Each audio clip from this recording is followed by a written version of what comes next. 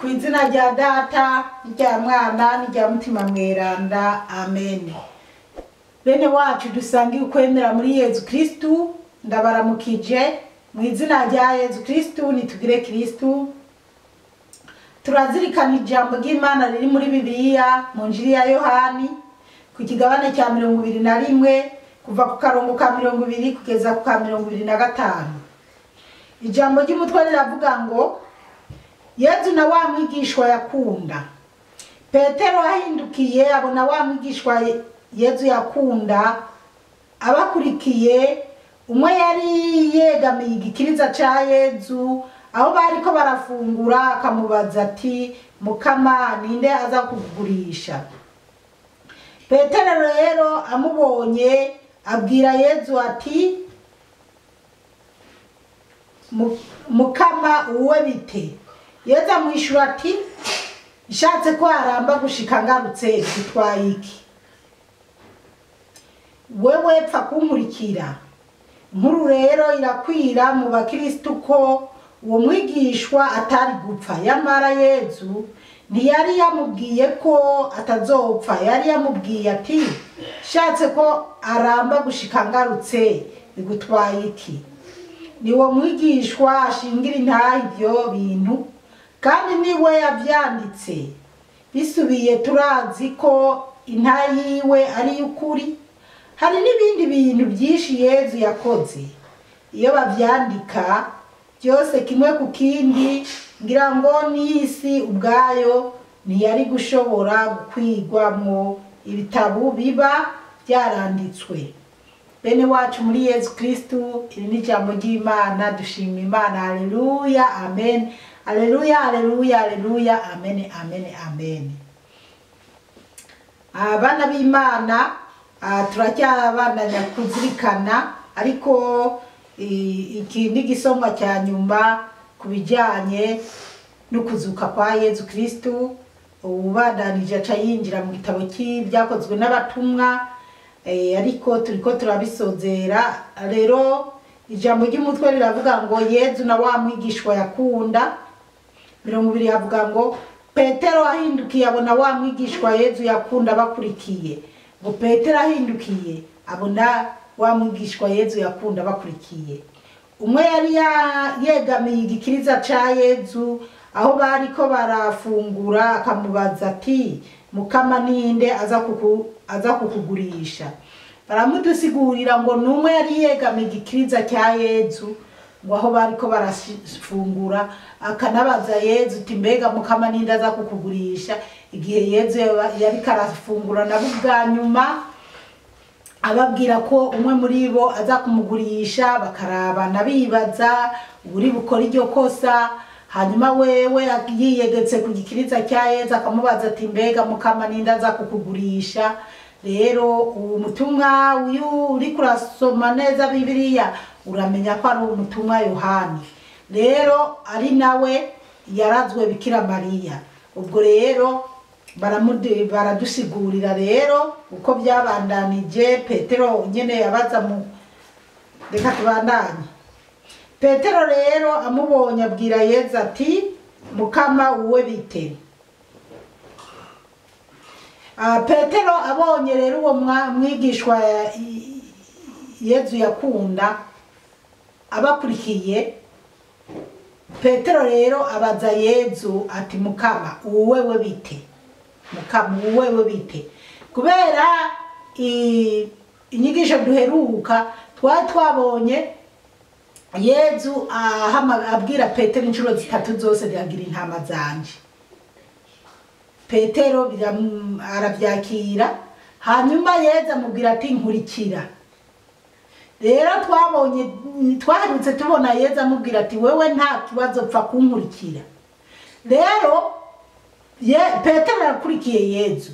Noneho Yohani, ariko ntabwo ari izina bandika Yohani, bavuga ati wa mwigishwa Yezu yakunda nawe acakurikira Yezu, akurikira na Petero. Mugabo Petero kubera ko yarazi ko Yezu akunda ujya mwigishwa, yaramunaniye kwigumizamo. Niyo mpamvu tubona hano Petero rero amubonye abwira Yezu ati mukama uwe bite. Petero abonye uwo mwigishwa akurikiye Yezu agakurikirana Petero abakurikiye. Petero rero bimwanka mu nda avuga ati none ga mukama je ko wambwiye ijambo uyu wewe bite ko atacyo wamusinze. Buriya rero bana b'Imana hariho hari abantu bavuga ngo uwundi ngo nta mpamvu ngo kuvuganirwa n'uwundi ngo igitambara cyarahera cyaracitsemo kabiri ngo umwe wese yigerereyo. Ariko buriya mwijuru tudafise abatuvuganira byo tugora kwinjirayo.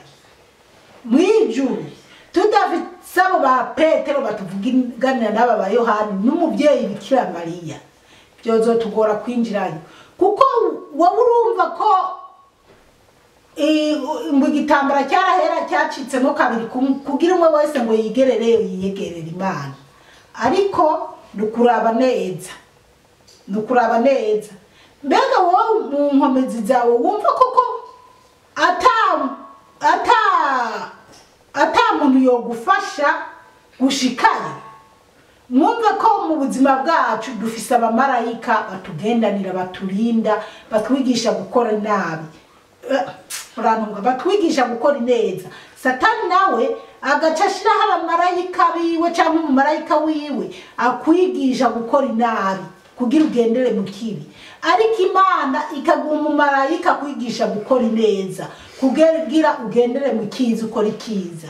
Wumve ko udafise uwo mumarayika agufasha gukora ikiza byo kugora. Hari igihe rero Satani irusha imbaraga uwo mumarayika Imana yaguhaye, kuko nawe umutima wawe wawihereye Shitani n'abamarayika bayo ugaca neza utwagwa gose n'abamarayika ba Shitani. Hanyuma umumarayika w'Imana akaja ku ruhande kuko wamwima ikibanza gikwiye. Mugabo iyo wiyambaza ba Petero ba Paulo ukiyambaza Bikira Mariya ukiyambaza aberanda bari mu ijuru, niyo mpamvu gwana urugamba bakagufasha kugwana urwo rugamba ukaguma mu murongo w'Imana ukaguma ku Mana. Rero abavuga yuko umwe wese yishikirayo ko Bikira Mariya atohakugerera, ko Paulo atohakugerera, ko Petero atohakugerera, barakubesha. Kubera ko na Petero yararavye aravuga ati jewe ndazi ko Yezu nkunda kandi yamaze kumpa ibyanje yabimpaye, yampaye Eklezia. Kandi namo murumva n'ikintu gikomeye bana b'Imana. Petero yaratoranye ikintu gikomeye gose kuyobora Eklezia. Aho Petero avyagiye mu ijuru ahari, murumva Petero arakomeye. Rero acarabariza ariyumvira ati nyamara n'uyu ndazi ko Yezu amukunda, nawe ne yarakwiye kugira ikintu atorana kuri Yezu Kristo. Niko kumusabira ati uwe wabitega mukama, uwewe kwataki umuhaye, umuhaye iki, umubwiye iki. Reka tubandane. 22 haravuga ngo Yezu amwishura ati nshatse ko aramba gushika ngarutse bigutwaye iki. Yezu aca yishura Petero ati nshatse ko aramba gushika ngarutse bigutwaye iki. Ariko n'iryo jambo Yezu yararivuze kandi Petero abariciriye mu gutwi. Ashatse ko aramba gushika garutse, abarumvise ko ko noneho Yohani cyangwa uwo mwigishwa Yezu abishatse yoramba gushika ahazogarukira katacyo byo babitwaye Petero. Wowe pfa kunkurikira. Nubundi Yezu arabwira Petero ati wowe pfa kunkurikira, icyo nakubwiye wowe Petero umenye ko Eklezia yanje ari wowe nzoyibaza, ari wowe ndayiharurako. Kandi Petero yarayipfiriye. 23 inkuru rero irakwira mu bakristo. Inkuru ikwira mu bakristo mu bemera Yezu Kristo, mu bakristo ko uwo mwigishwa atari gupfa, ngo yuko uwo mwigishwa atari gupfa. kubera rumva abari ku ruhande barabyumvise. Kumbure na Petero yarabonye ati uyu rero azoramba gushika Yezu agarutse. Yamara Yezu ntiyari yamubwiye ko atazopfa, ariko niyo mpamvu abantu bose dutahura ugutandukana. Bamwe bati Yezu yarapfuye, yarabimariye ku musaraba nta ngorane, yaradusabiye imbabazi. Ati umuntu nta kiza gikwiye cyo mubamwo, nyamara Yezu yarabimariye ku musaraba. Ariko nshuti zanje, hagaca haba kwigisha ibitandukanye n'inyigisho za Yezu Kristo, kandi bakazikumvisha ukumva umenga nibyo kandi ari ububeshi. Yezu ibyo yamariye ku musaraba nuko yari yaraduhaye inyigisho zose zo gutandukanya ikibi n'ikiza. Hanyuma bikagenda uko hakagera naho amanikwa ku musaraba bakamubamba. Kuba rero Yezu Kristo yarabambwe ku musaraba akabimarira ku musaraba byose, nuko byose byari bigiye kumugaragara ati ndabambwe rero bya bindi byose nabyibigishije byo kudahora iginyo kurindi, byo kutaja ku mugabo afise abagore benshi, byo kudatunga abagore benshi, byo bya bindi byose nabigishije mukundane, bya bindi byose nababwiye ko munarishonje mukaza kunda abandi mwibohero mukanga bungemurira canke ntimuze. Ati ibyo byose rero bisohoreye ku musaraba, utazobikurikiza amaherezo yiwe azomumuriro. Rero icyo nicyo Yezu yatumariye ku musaraba. Rero niba uritwaza ngo Yezu ngo ibyaha yabibambye ku musaraba ngo yaratubabariye ngo nta zindi ngorane ngo byaraheze ngo yaradupfiriye, oya, we nyine yavuze ati ubu ushaka kunkurikira nikorere umusaraba wiwe ankurikire, wikorere umusaraba wawe unkurikire. Ibibazo uhura nabyo wihangane, ntutunture ngo Yezu ngo yanyibagiye ngo kubera ngo nta gahuzu ngira canke ngo fashwe nabi, oya, ibyo byose byakire ubyihanganire. Umenye uti Yezu Kristo ari kumwe nanje, nawe yarakubiswe, yaramanitswe ku musaraba, yarawikoreye bakakuhura ukamugwa ukamufyonda akababara. Ibyo byose uze wumve ko Yezu byamushikiye. Ubwo rero bana b'Imana, Yezu yaradusigiye, yaduhaye Eklezia ayiraze Petero. Rero nigihe bizoba bigukomereye ntuzotinye kwambaza Petero. Petero ni wayimwiyambaza azokuvuganira imbere y'Imana, ari imbere y'Imana ahora dusabira. Ntuzotinye kwambaza Bikira Mariya, ari imbere y'Imana, imbere y'umuhungu wiwe aguma dusabira. N'aba Paulo n'abandi beranda bose musabire ku Mukama Imana yacu, ngo na cyane cyane no ku munsi nzoba ndiko ndapfa mudusabire ku Mana.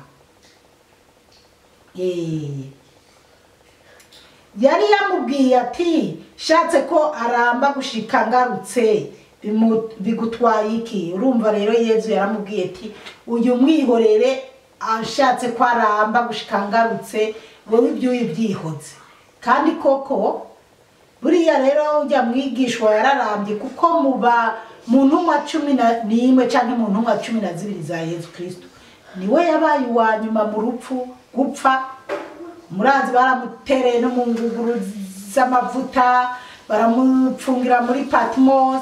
Hanyuma kandi Yezu yaramwiyeretse, kandi iyi Injili ya Yohani n'ibitabo 4 bya Yohani, murumva uzosangamo ibintu byinshi Yohani ashingira intahe Yezu Kristo.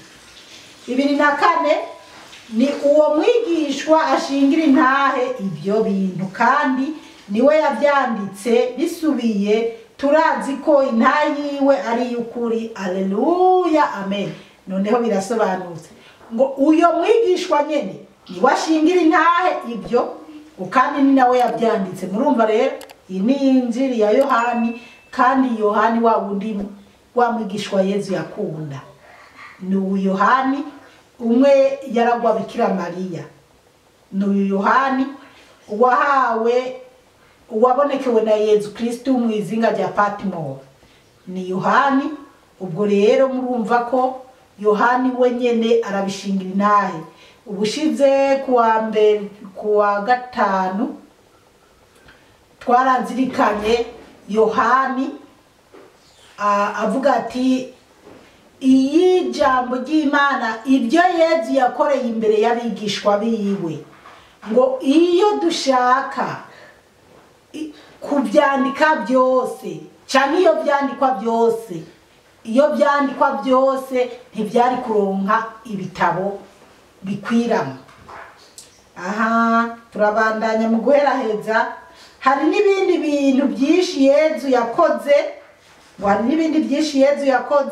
iyo babyandika byose kimwe ku kindi ngira ngo n'isi ubwayo ntiyari gushobora gukwigwamo ibitabo biba byaranditswemo. Noneho birasobanutse kandi ngo hari ibintu byinshi Yezu yakoreye imbere y'abigishwa biwe, Yezu yakoreye kumure n'imbere y'abandi bantu. Iyi njiri yaho Yohani ihera tutabonye ingene Yezu yaduze mu ijuru, ariko uciye wambuka canke ugiye mu zindi njiri urabona n'ingene Yezu yagiye mu ijuru. Hanyuma ugaca uja mu gitabo c'ibyakozwe n'abatumwa ku kigabane cya mbere ucubona n'ingene Yezu yagiye mu ijuru. Rero bakavuga ati rero ibyo Yezu yakoze iyo byandikwa hari abantu baba bacyoza Ekereziya Gatolika ngo yatugiriye ngo agatabo gatoya ngo Bibiliya ngo ni ntonya ngo hari byinshi bakuyemo ngo hari basi. Rero ntabwo uko Bibiliya isigura ko iyo byandikwa ntitwari gushobora kwikorera iyo Bibiliya ngo tuze turayitemberana ku mutwe canke mu ntoke turaba ibyo Yezu yakoze. Rero je icyo mbona dushimira Imana yaduhaye nibi ibikuru bikuru byose bivuga urukundo rw'Imana, bivuga urukundo rwa Yezu Kristo. Uko byogenda kose nitwazigama neza ibiri muri Bibiliya twarose bizotwinjiza mu bwami bw'ijuru, bizoduha kunywana n'Imana. Nitwitwaze rero ngo hariho abafashe Bibiliya bayikuramo ibitabo bimwe na bimwe, kuko nibyo ni ukuri ibitabo ni byinshi, abo bandi nabo bama bitwaza ko Ekereziya Gatolika ibaha ibitabo bidakwiye, kandi sinzi n'igituma babivuga gutyo, kuko igitabo cy'Abagatolika kirimo ibitabo byinshi gusumba ibindi bitabo by'abandi byo mu yandi madini. Rero ko Gatolika yashoboye no kuduhereza ibyo bitabo, abandi nabo barabahinga barondere ibyo Ekereziya Gatolika yakuyemo ibizane ati ngwibi bya bitabo Ekereziya Gatolika itazanye turabizanye, ego bazobituzanire. Hanyuma muri Ekereziya Gatolika nyene bamwe baravuga ngo arabona ingeze kumva bararamika ngo urumva mu Vatikani ngo hari Bibiliya ngo basoma ngo mugabo ngo itahawe abandi bantu canke ngo itari mu yandi mashengero. Nyimba na ihari ko kurumva ni ya Ekereziya Gatolika, abo bandi nabo bahangayitse bazogerageze nabo barondere bijya bitabo bindi babishire bakore Bibiliya nabyo bazobiduhe tuzobe turabisoma. Gusa je icyo ntahura nuko iyo byandikwa byose ntitwari gushobora gutwara iyo Bibiliya, canke se ntibyari gukwira, ntibyari kuronka isi bikwirako. Dushimira Imana rero yarakoze yaduhaye ibi, tuze turazirikana amajambo makuru makuru Yezu yagiye aratwigisha, tubyitwararike. Hanyuma nta gituma tutazokwinjira mu bwami bw'ijuru nitwabikurikiza.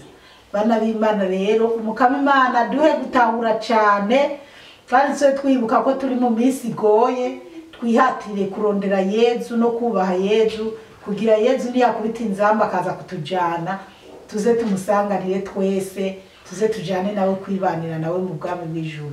Umukama Imana bahezagire cyane, mwarahezagiwe n'Imana. Izina rya Data n'irya Mwana n'irya Mutima Mutagatifu. Amen. turagusenga Yezu turakuninahaza.